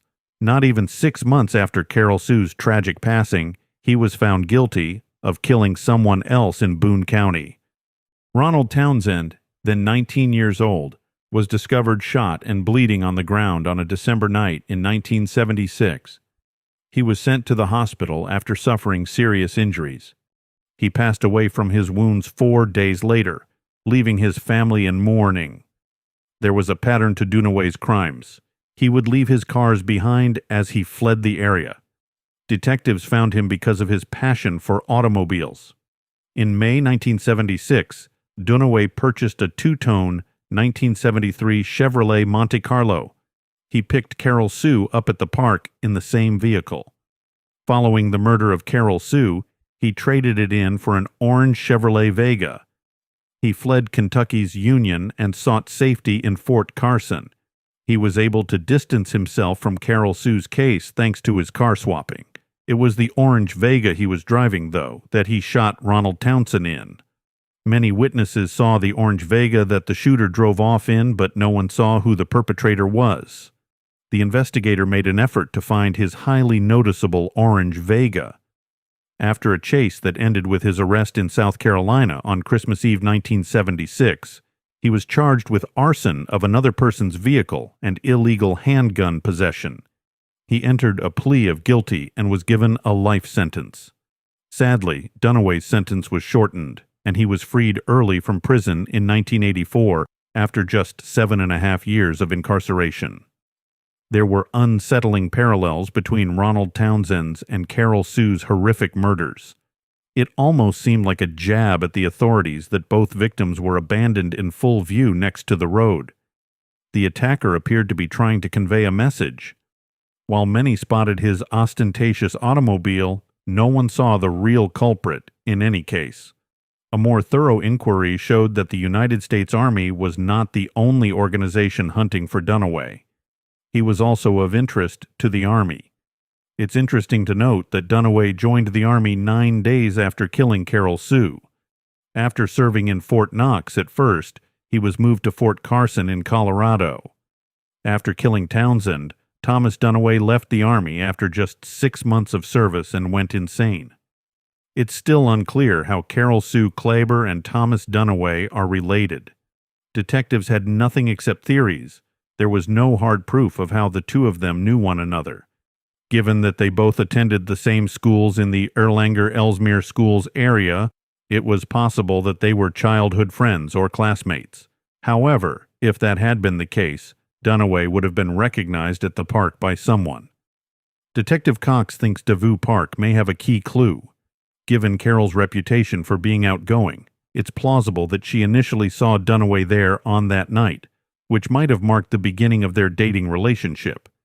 If Dunaway had still been alive, investigators would have been able to charge him with Carol Sue's execution based on the solid DNA evidence they had against him. However, Detective Cox managed to secure a court order to uncover Dunaway's 1990 burial.